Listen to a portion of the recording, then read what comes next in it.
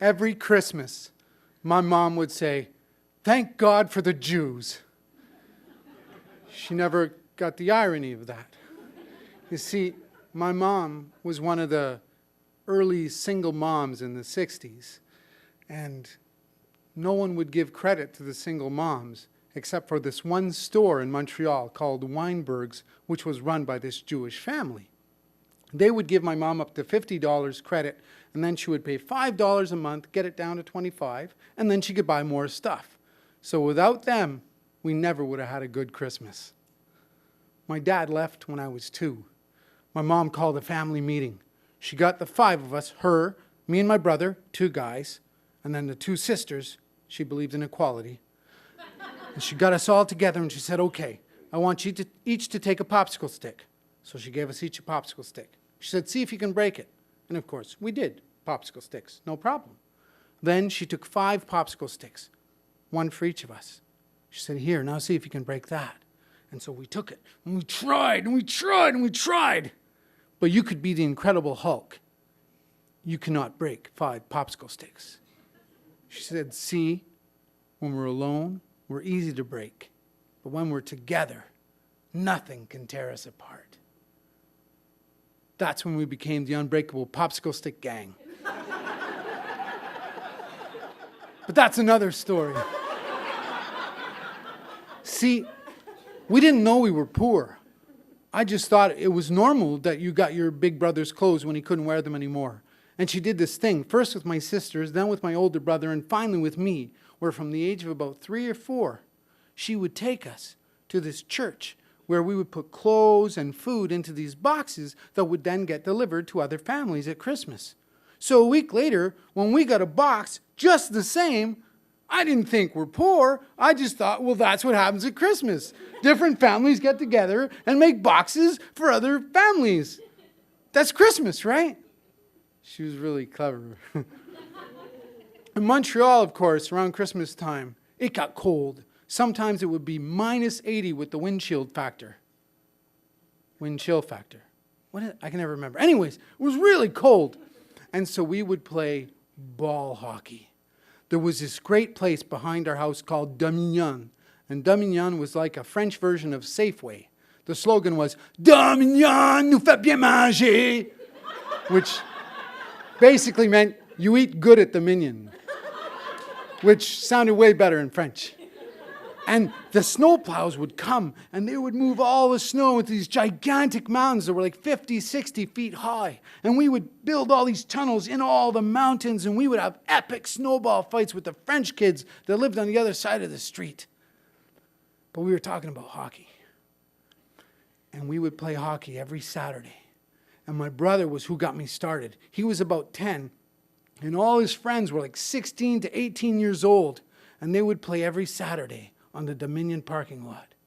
And so one day, I was walking by with my little skidoo suit, my snow boots, walking by. And they said, hey, Jackie, you want to play?" And I was like, sure, I'll play. And so they figured like a 5-year-old kid was better than a pylon, right? So they threw me in the net, and I loved it. I just loved it. I was like a cross between Jacques Plante and Gump Worsley. Jacques Plante because I love to wander, and the Gumper because I like to flop all over the place. And he was so cool, the Gumper. He never wore a mask. That was so cool. So I was like a goalie every week. I came back the next week, and they were like, no, we didn't mean you could play every week. And so I said, like, try and get rid of me. And so they hit the ball really hard at me, but I was like, pew, pew, pew. No pain, no gain. And these guys were awesome, right? There was like Willie Clark, who was like Guy Lafleur without the smokes. He would run so fast. And then there was Johnny Clark, who was the nicest guy ever. And he was like so good. He was like Wayne Gretzky before Wayne Gretzky was Wayne Gretzky. And then there was Doug Gendron. And Doug Gendron's dad was Mr. Gendron. And Mr. Gendron was the meanest guy on the block. He was the father that everybody was scared of. If you look up terrifying in the dictionary, there's a picture of Monsieur Gendron. And then there was David Laforge. David LaForge's mom was Mrs. LaForge, and Mrs. LaForge was Scottish, and she would give us these incredible cookies. They were so delicious. And David was 6'3", and he had a harder slap shot than Bobby Hull. He could hit that orange ball so hard that it would break on the Dominion wall. No one had ever done that. I was so good in nets, it was incredible. For a 5-year-old, you would not believe it. Sometimes we'd play up to 10. I would get shutouts. Shutouts. We're talking 10-0. I was probably the best 5-year-old goalie playing with 20-year-olds in Canada. Maybe the world. One time my brother came down in a breakaway. And he was all excited because he was only 10 or 11. And like, this is his first breakaway ever. And I'm in nets. And he looked down because he was stick handling. And I swooped out, slid under him, threw him through the air. And he's flipping and his hair's flying. And he landed on the ground. Thud. I still bug him to this day.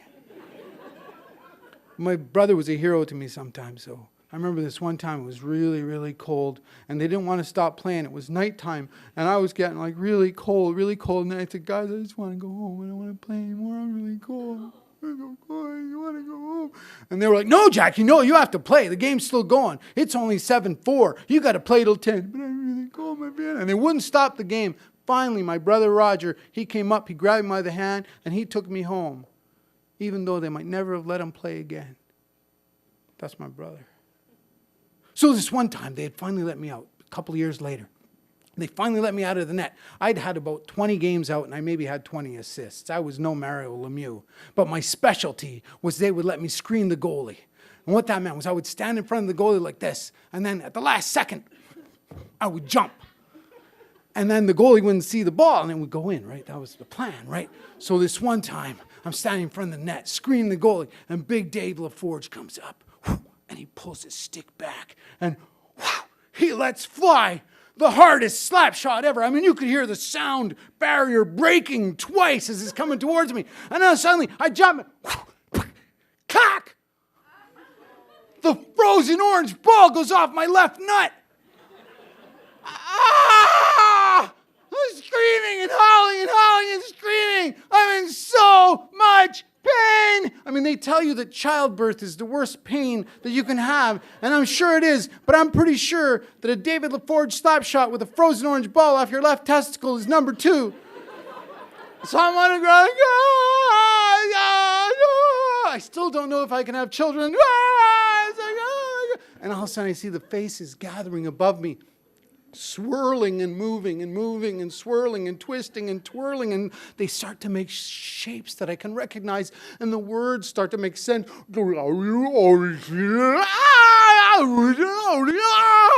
Jackie, you scored. The ball went in. I scored! I'm up in the air. The stick's up. Woo! Yeah, I scored. It was like I won the Stanley Cup.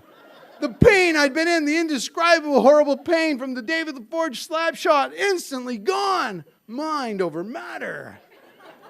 That goal was the second best Christmas present I ever had. A couple years later, my mom, no longer on welfare, she's now got this great job where she's cooking at the brasserie where the Hells Angels hang out. Way better. And so I had asked her for this present, but I knew there was no way we could afford it. And so I knew we were not going to get that present.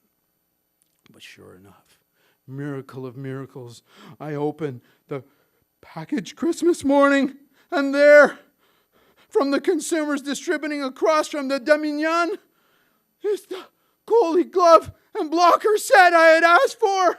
I mean, these were so good, Ken Dryden and Vladislav Tretiak would have been jealous.